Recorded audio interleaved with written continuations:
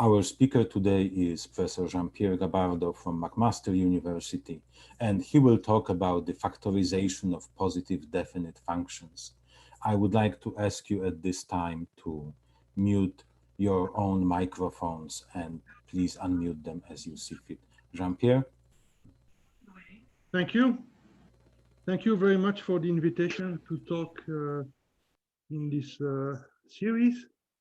So let me just remind you briefly what a positive definite function is.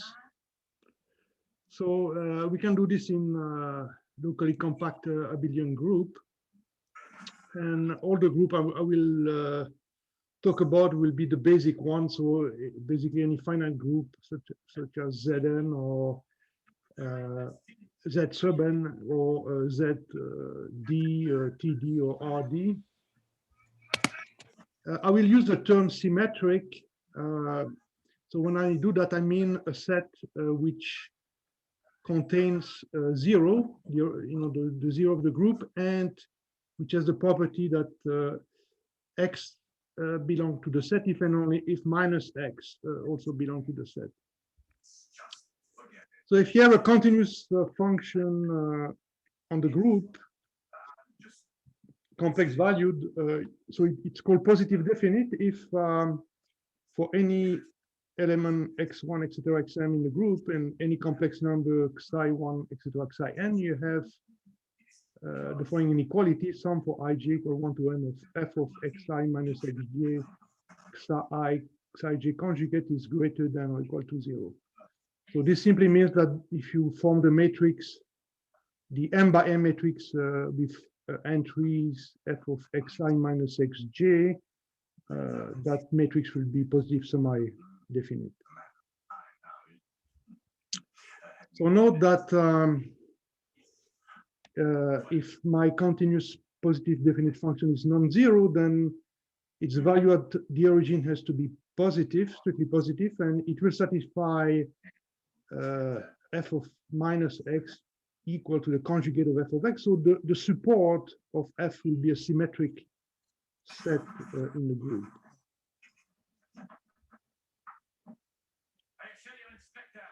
So Bochner's theorem states that if you take any continuous positive definite function on G, you can represent it as an integral. So it has an integral representation. It's the integral on the dual group of some positive measure mu. So the integral of the character evaluated at x that you integrate on the dual group. So mu is a bounded positive Borel measure on the group, and xi of x, I mean xi will be a character on the group, so an element of the dual group G hat. So for example, if you take, as you all know, if you take G equal to Rd, then its dual is also Rd, and you can identify the character with the mapping that maps x to exponential of 2 pi I xi dot x. So, so if you are on Rd, then you can define the Fourier transform. So the Fourier transform, I will define it using the 2 pi I notation in the exponential. So f hat of xi will be the integral of e to the negative 2 pi I xi dot x f of x dx if f is in L1 of Rd. And so in that case, then Bochner's theorem state that if you take any continuous positive definite function on Rd, you can represent it as the integral. So f of x is f of x equal the integral of e to the 2 pi I x dot xi d mu, where mu is some bounded positive Borel measure on Rd. So in other words, f will be the inverse Fourier transform of a bounded positive measure on Rd. So note that you can see immediately from this representation that the modulus of the positive definite function f of x will be, using this inequality, will be bounded by the integral of mu, which is just the value of f at the origin. So the modulus of f is always bounded by its value at 0. So let me now talk about the Turan problem. So suppose we have a, so I will state it in RD. I will talk about other group later on, but let me just state it in RD for the time being. So we consider an open symmetric neighborhood of the origin in RD. Let's call this U. And to simplify the notation, I will denote by A of U the collection of the positive definite function. So I'm assuming they're continuous. I didn't mention that, but they're continuous and satisfy f of 0 equal 1, and also they are compactly supported in U. So they have compact support in U. So that's A of U. So the Turan problem for you is the problem of computing the following number. You take the supremum over that class of function of the integral of f. So this is called the Turan constant of U in RD. And it's clear that because f will be bounded by 1, because the value at 0 is 1, the Turan constant has to be bounded by the Lebesgue measure of U. So if U is finite Lebesgue measure, then the Turan constant would be finite. Now it's kind of pretty obvious that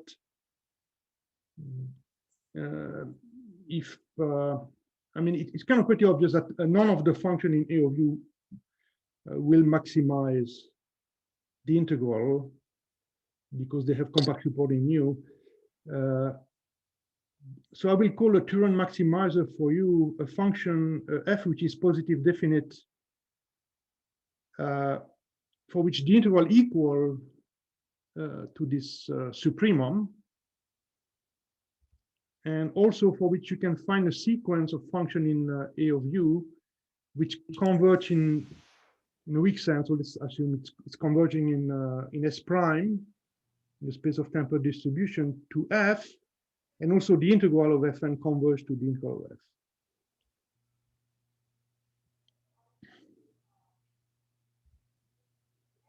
So let me just talk a little bit about this problem. So this problem was introduced by Turan and Stecklin. And so many authors, a lot of them in Eastern Europe or Russia, studied the problem for particular sets. And they studied the problem mainly on RD and TD. And in fact, on RD, I mean, most people looked at bounded convex symmetric set. So there were papers by Siegel, Aristov, and Berdisheva, Gorbachev, and also by Koluntzakis and Revez. So for these, actually, there was a conjecture made. I think it was made by Koluntzakis and Revez. The conjecture was that the Turan constant of a set which is bounded and symmetric and convex equal to the number 2 to the minus d times the Lebesgue measure of U, and that a Turan maximizer would be so you would take the set V, which is the set U shrink by 1/2, and so you take the characteristic function of V, you convolve it with tilde V, so the tilde of the characteristic function of V, so tilde of a function G is just the conjugate of G of minus X. So that function F is positive definite. and it's not difficult to show that it will be a limit of compactly supported functions in the set V.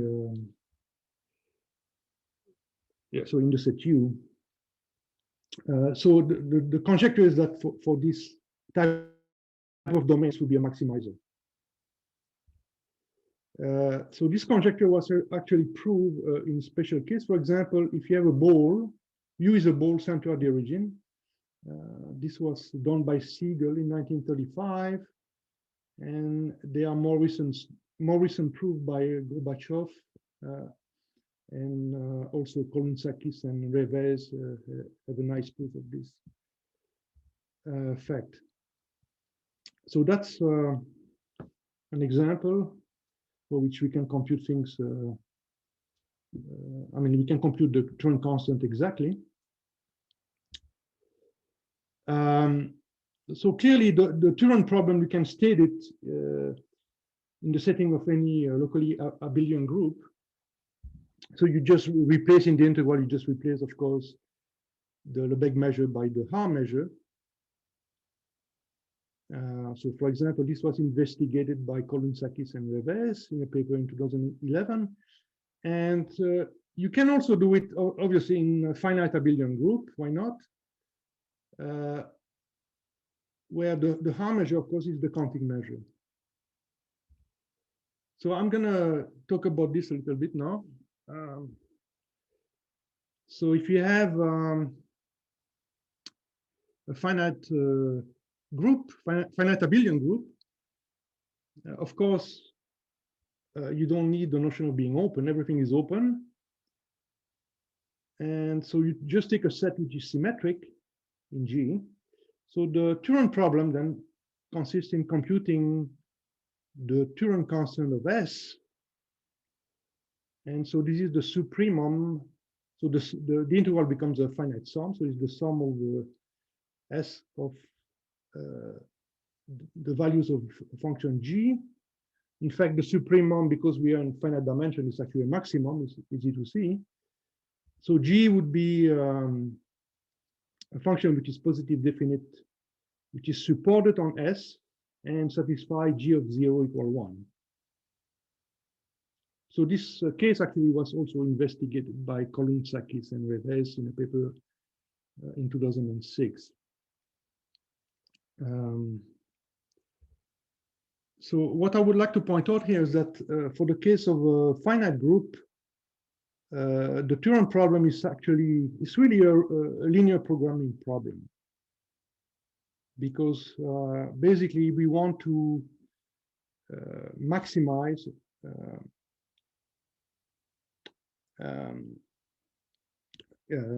some quantity that depends on some variable that are constrained, basically. So the constraint here will be, well, the fact that the value of G at the origin is 1. Also, it's supported on S, so G of K will be 0, okay, not in S. And then you need the fact that G is positive definite, so that means that the Fourier transform of G is greater than or equal to 0. So this can be written down in terms of linear equalities or inequalities, and the function that we want to maximize clearly is a linear function. So it's really a linear programming problem. And fortunately, computers are very good at, I mean, they are very nice algorithm to compute linear, I mean, programming problem, the solution of these problems numerically. I mean. So now I wanted, so my contribution to this problem is the notion of the introduction of the notion of a dual Turan problem. So what does it mean? So if you take a set which is symmetric, I'm going to let S be a symmetric set. I'm going to consider basically the complement of S in G.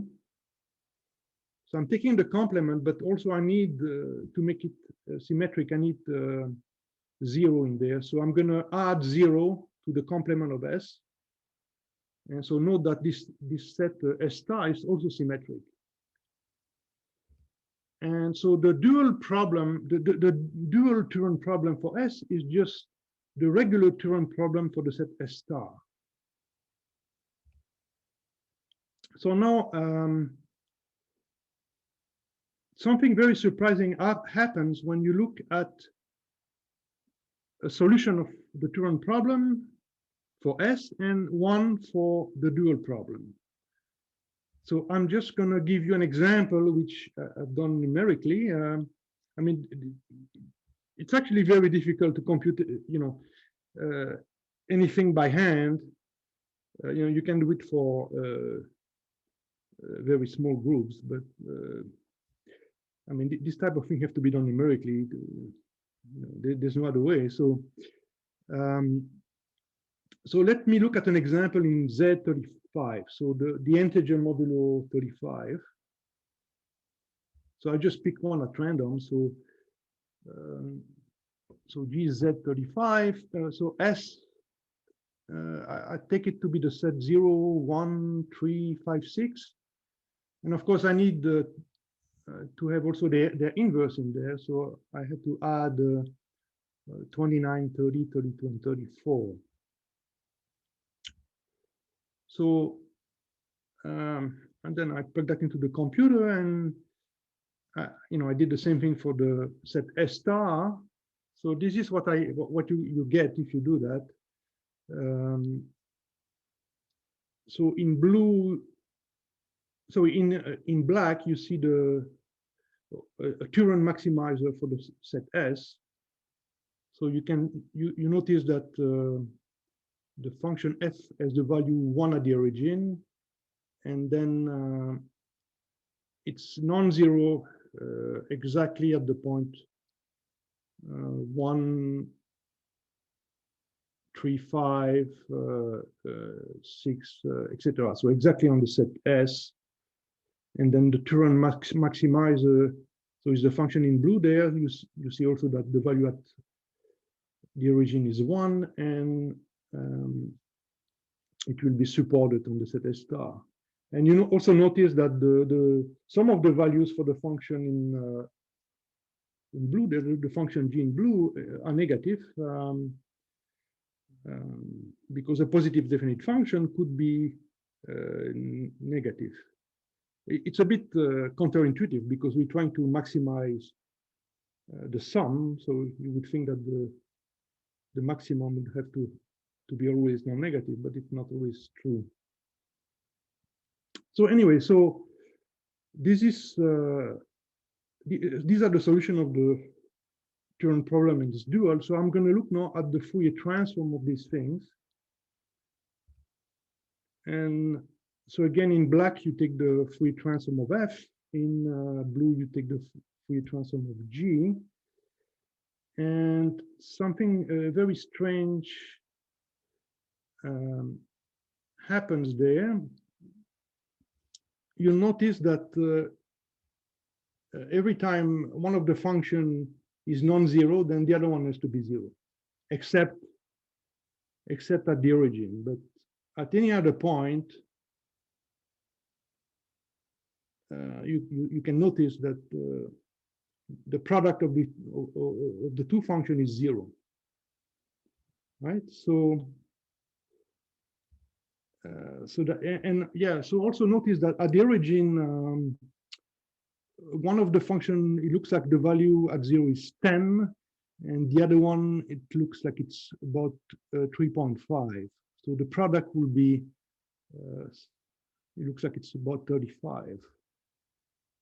Right? So the product of the Fourier transform of F by the Fourier transform of G would be 35 times the Dirac at 0. The Dirac at 0 is just the function in the finite group, is the function which is 0, except at the origin where it's 1. And so what we have is the cardinality of G times the Dirac at 0. But note that the Fourier transform of the function 1 on the group is just exactly the cardinality of G times the Dirac at 0. And the product of the Fourier transform is just the Fourier transform of the convolution product. So that means that the Turan maximizer convolve with, I mean, the Turan maximizer for S, sorry, convolve with the Turan maximizer for S star, the convolution gives you 1. And so if you try other example, you will see this is always the case. So I'm going to try to explain a little bit what's going on. So let me consider, again, to simplify the notation, I will denote by A of S the collection of positive definite function on G, which are supported on S and satisfy f of 0 equal 1. So let me prove something which is quite interesting. Is if you take a function in A of S, f, and you take another function G in A of S star, then the convolution product of these two will be in absolute value or in modulus less than or equal to 1. So why is that true?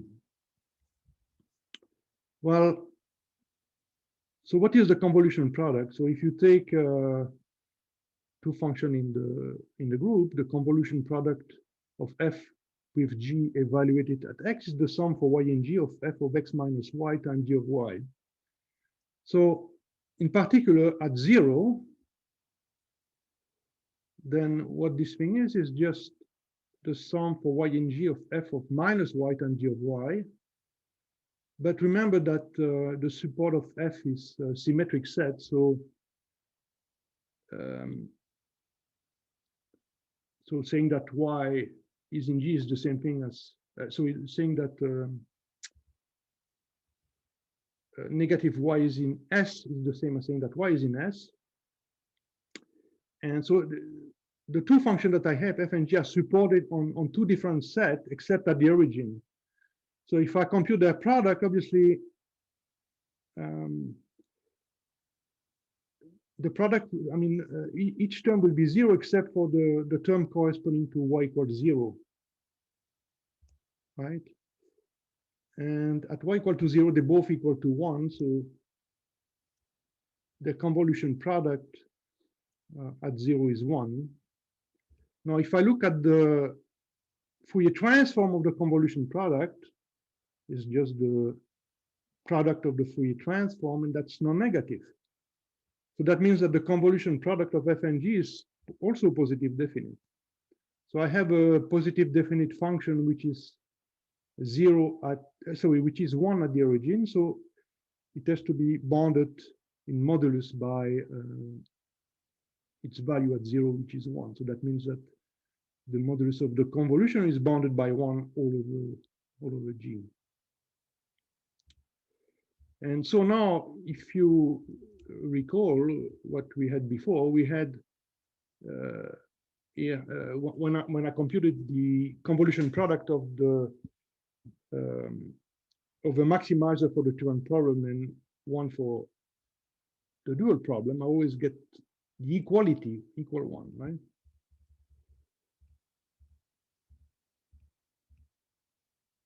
So let me state the following theorem. So let G be a finite abelian group. Let S be a symmetric set, and S star is the set I defined earlier. So the complement of S union 0. Then the following is true. So if you take a function f naught in AS and the function g naught in A of S star, so these two functions will be Turan maximizer for S and S star respectively, if and only if their convolution product is identically equal to 1 on G. And furthermore, the product, so the Turan constant of S times the Turan constant of S star always equal to the cardinality of the group G. So notice that the Turan maximizer for S always exists, because no, you can view this as a maxi,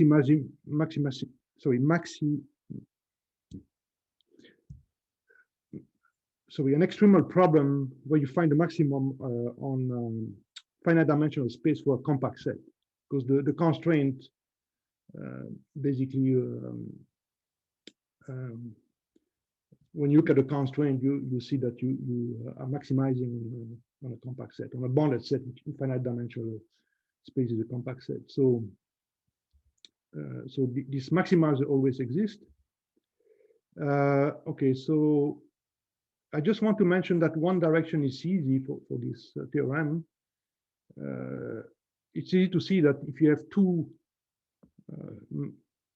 if you have a function f0 and g0 which are both Turin maximizer for S and S star, then and the convolution product is 1.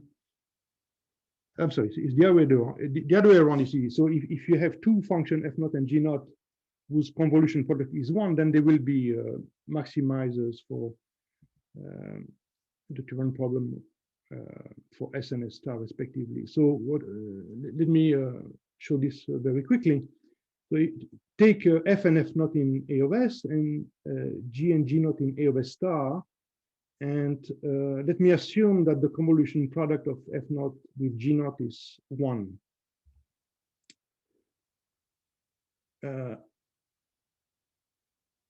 So we know that the convolution product of f with g is in modulus less than or equal to 1. So this will imply that the sum of the group element of the convolution product is bounded by the cardinality of g, right? But the cardinality of g is because f0 convolved with g0 is 1. So if you just basically integrate both sides with respect to the counting measure, just taking a finite sum, I mean, you still have the property that the integral of the convolution is the product of the integral. So you get that the cardinality of g is equal to the sum of the values of f0 times the sum of the values of g0. But then, because of the previous inequality, the sum of the values of f times the sum of the values of g will be less than or equal to the cardinality of g. So from this, it's pretty obvious that f0 will be a Turin maximizer for S, and g0 will be a Turin maximizer for G, for S star. Sorry. So that's the easy part. And yeah, it's also clear from here that you're going to have equality if and only if the convolution product of f and g is 1. By the way, there are examples that show that the Turin maximizer might not be unique. Okay. So the hard direction here is to show that you can find a function f0 in A of S and a function g0 in A of S star whose convolution product is 1 on G. So that's the hard thing to prove. In fact,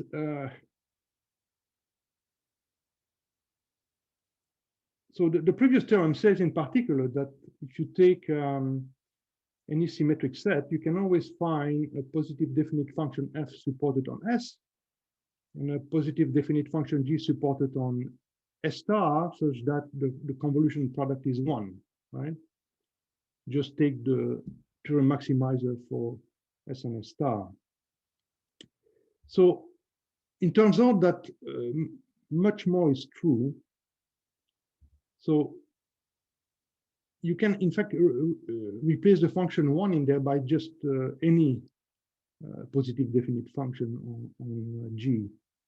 So suppose you take a finite abelian group and you take any positive definite function on G, and you take any symmetric set, then you can find a positive definite function supported on S and a positive definite function G supported on S star, whose convolution product will give you S exactly.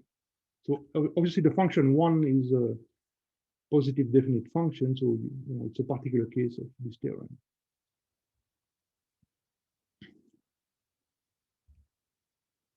So this is the hard part, and so the method to prove this theorem is the method is based on the Lagrange multiplier method, and it is non-constructive. So just telling you that you can do it. It doesn't tell you how to do it. And as I mentioned before, the function f and g might not be unique also.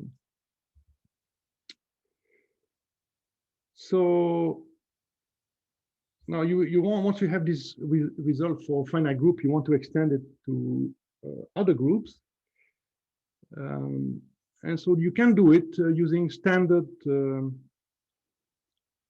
approximation argument, such as the periodization, weak star compactness, and so on. So the exact statement actually depends on the group. So let me concentrate on the group RD. And for the group RD, it's not actually entirely clear what would be the notion of dual Turin problem. Because as I told you before, we started with a symmetric open set contained in RD. So that has to be a neighborhood of the origin. And so I'm going to assume here that it has a finite measure, finite Lebesgue measure. So once I have defined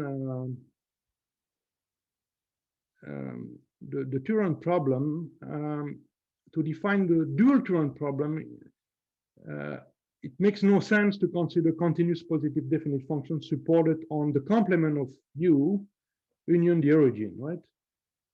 Because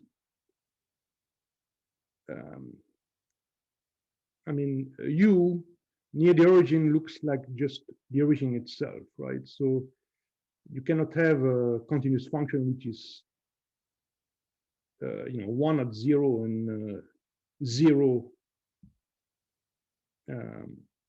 0 close to 0, right? So that doesn't make any sense. So instead, you have to consider positive definite distribution to do that. So you can define the notion of positive definite distribution. I mean, one way to define it is to define a positive definite distribution would be to say it's a limiting S prime of a continuous positive definite distribution, or it's a distribution, a temporal distribution whose Fourier transform is a positive measure, not necessarily bounded. So I'm looking at now, I'm considering the class of positive definite distribution on RD, which are equal to a positive multiple of the Dirac delta measure on the open set U.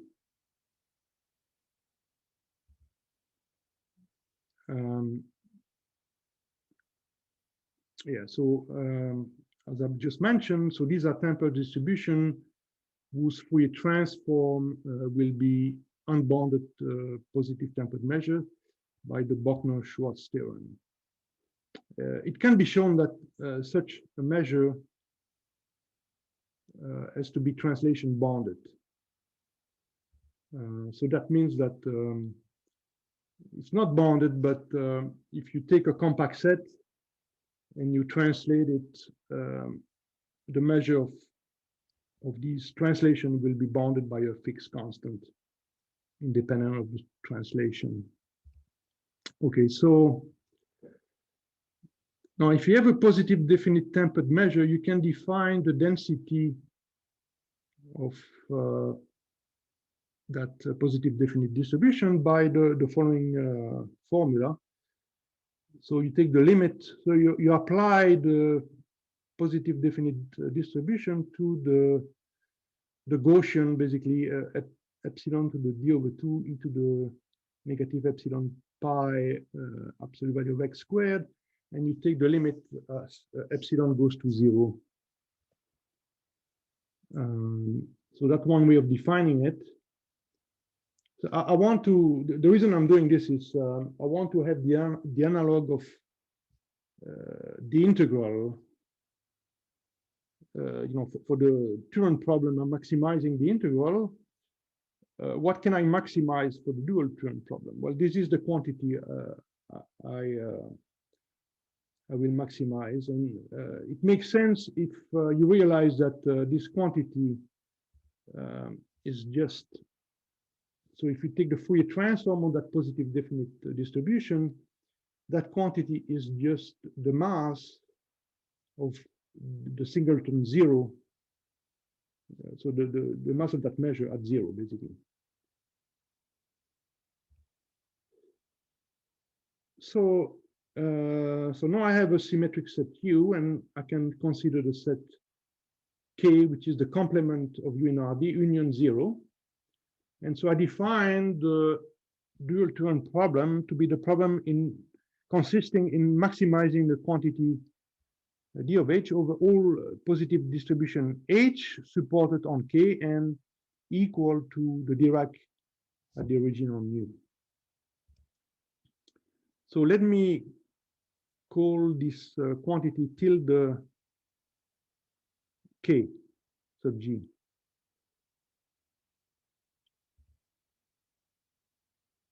So I will call also a Turan maximizer for the dual Turan problem will be a positive distribution H naught supported on K equal to the Dirac at the origin on U, such that this Turan constant equal to the density of the measure of the positive definite distribution H naught. And so now I have the analog of the result I mentioned before. So if you have a Turan maximizer for U and you have a Turan maximizer for its dual, then we have the identity F naught convolved with H naught equal 1 on RD. So this theorem still is valid. And furthermore, both of these things exist. But again, they might not be unique. And furthermore, there is a relationship between the value of the Turan constant for U and the value of the Turan constant for the dual problem. So that product is equal to 1. So I want to point out something just maybe not so clear. Well, if U is bounded, the convolution product of, F naught will have to be compactly supported. So the convolution F naught convolved with H naught would be well defined. But I mean, if U is not bounded, how can you define the convolution product? Well, you can define it using the Fourier transform. So you take the convolution product of F naught convolved with H naught will be defined as the inverse Fourier transform of the product of the Fourier transform, because F naught is supported on a finite set, so it will, not on a finite set, on a set of finite measure. So it will be in L1, so the Fourier transform will be continuous, and the Fourier transform of H naught is a measure, so the product of a continuous function by a measure is a well-defined object. So this is how I define it. So I want to show you just a simple example in one dimension. So let's take, for example, the group G to be R and U to be the symmetric open set -1, 1. For this, we can take for the Turan maximizer, we can take F naught to be the characteristic function of 0, 1 convolved with the tilde of that same function. So this is the 10 function that you see in blue there. So it's supported on the closed interval -1, 1. And for that, you can take, for the dual problem, you can take for maximizer the Dirac comb, so the sum of the Dirac at the integers. And so they will be maximizer because if you convolve them, you can easily see that you will actually get the function 1. You shift that function f naught by integers, and clearly you will get the function 1 in the end when you do that. So again, the hard part of this result consists in showing that you have a factorization in RD for positive definite function, and so it's not only true for the function 1, but for any positive definite continuous function. So if you take any continuous positive definite function on RD, you can always write it as the convolution of a continuous positive definite function f supported on the closure of U, and a positive definite distribution H supported on K, which is equal to the Dirac at 0 on U. Yeah, so the convolution will give you S. You can always do that. Now let me mention the notion of Turin domain. I want to make the connection with frame theory here. And so I will talk about Turin domain. So what is the Turin domain? So it's a set which has a finite measure and which has the property that if you take the characteristic function of that set and you convolve with the tilde of that same function, divide by the measure of V, you get a maximizer for the symmetric set U, which is V minus V. So in the example I just showed you before, the interval 0, 1 will be a Turin domain.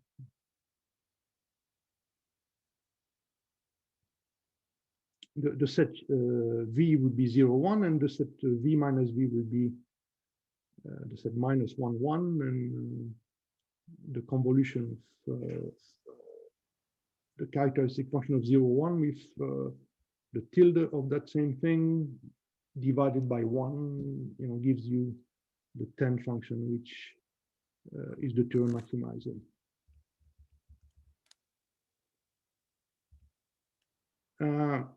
So let me make the connection with frames of exponentials. So if you have an orthogonal basis of exponential, let me start with an orthogonal basis of exponential.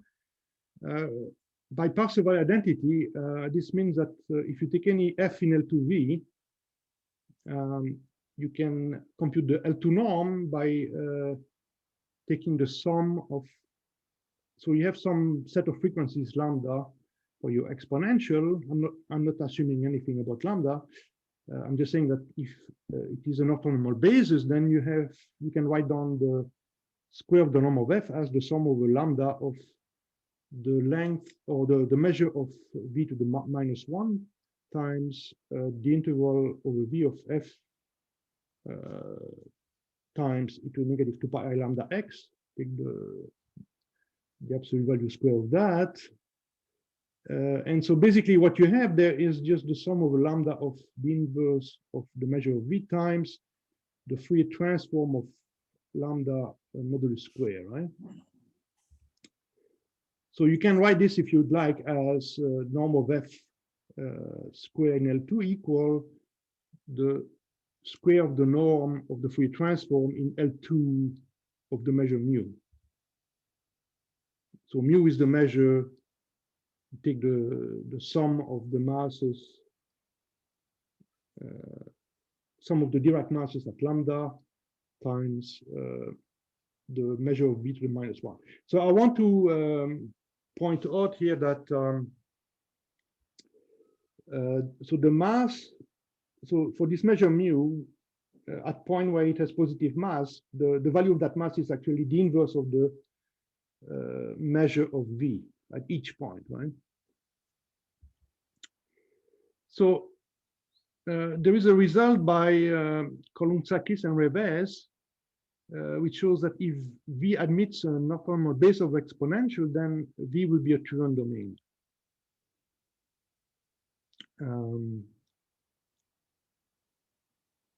So I would like to explain this a little bit more.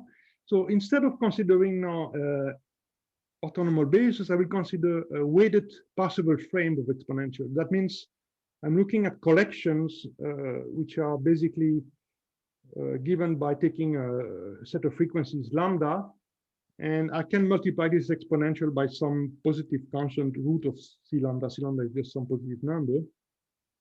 So saying that it's a weighted frame for L2V means that so it's the same thing as before. You can write down the L2 norm of f square as the integral of the square of the Fourier transform with respect to the measure mu, which is the sum of the Dirac at lambda multiplied by c lambda.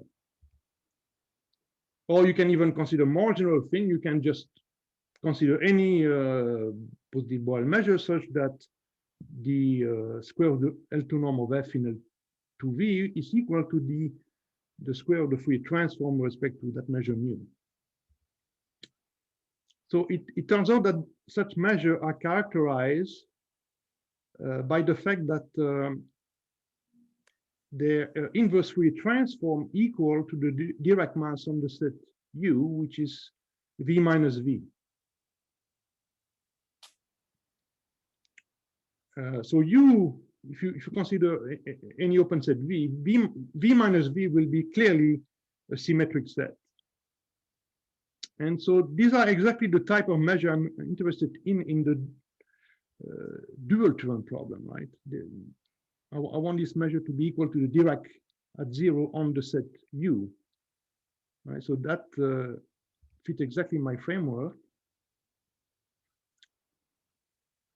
So that means that if I have a Turan maximizer for the dual problem associated with that U, which is V minus V, then the measure mu naught, which is the Fourier transform of H naught, is such a measure that will maximize the mass at the origin of all such measures.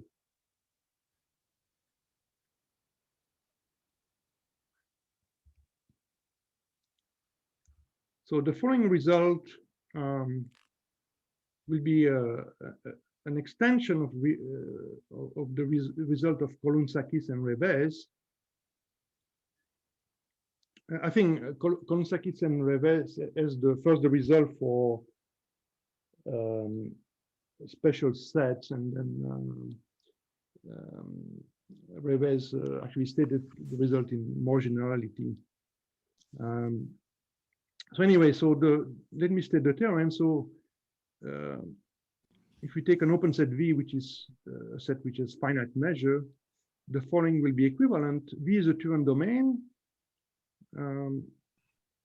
There exists a positive Boyle measure mu such that the integral of f square on V is the integral of Fourier transform square for function f in L2V, and you want this measure to satisfy the fact that it has mass equal to the measure of V to the -1 at the origin.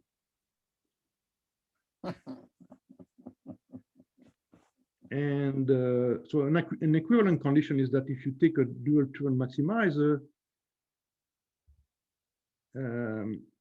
and you take the Fourier transform of that maximizer, then the Turin maximizer, of course, will have mass equal to the measure of V to the -1 at the origin. So remember, if you had an orthonormal basis and you write down this fact in terms of a measure, you get a sum of Dirac masses multiplied by exactly 1 over the measure of V. So this is telling you that, so this is more specialized, but if you just want a Turin domain, for example, a ball, it will be characterized by the fact that you can find just a measure which has at the origin a mass equal to the inverse of the Lebesgue measure of V. So you don't need to have this equality true at all points in the support of the measure. So as I mentioned, so if you take a ball center at the origin, you will have an example of a Turin domain which does not admit an orthonormal basis of exponential. So in fact, so if you have, for example, if you have a system of weighted exponential, and one of this exponential is orthogonal to all the other one in the system, then, and so if you have a Parseval frame, then the domain you have will be a Turin domain. So for an orthogonal system, you want all these exponential to be orthogonal to each other. What I'm saying here is that if you just have one exponential which is orthogonal to all the other one, that essentially would give you a Turin domain. So you can see that this is more general than having an orthogonal system of exponential. Okay, so that's it for my talk. Thank you. Thank you very much, Jean-Pierre. Thank you very much. It was a great talk. Thank you. At this time, I would like to encourage all the participants to unmute themselves as they would like to ask questions. Are there any questions or comments? I have a question. Go ahead. First of all, great talk, Jean-Pierre. Thank I you. have one question which is going to seem very vague because I'm not sure I understood what you said, but about a third of the way into the talk, you took a positive definite function, you called it little lowercase s, and you had a symmetric set, capital S, and then you wrote lowercase s as a convolution of f and g. Yeah. My question is more or less related to the following. Is there any relation with the classical extension problems? For example, that lowercase s, when restricted to capital S, is positive definite. And so in particular, it does have an extension to the whole group, namely lowercase s itself.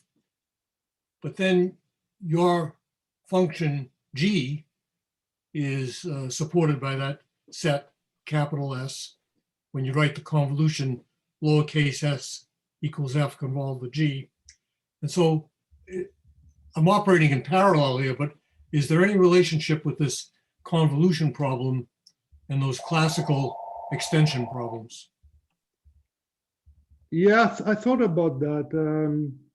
I cannot see a direct connection between, you're talking about the extension problem for positive definite functions. Right.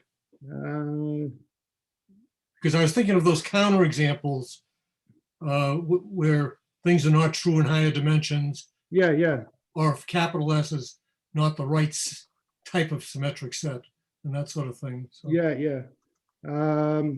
I see what you mean, but I see here I'm already working with something which is positive definite on the whole. Right. On the whole group, right? So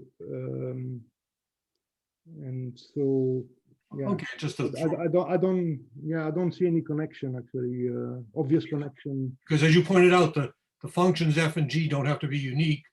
But no. But when are the extensions unique? That sort of stuff. Yeah. My other question is just a matter of my basic lack of knowledge. Turan did so many things, but some of his major work was in number theory. Does this problem come from any of his number theoretic work?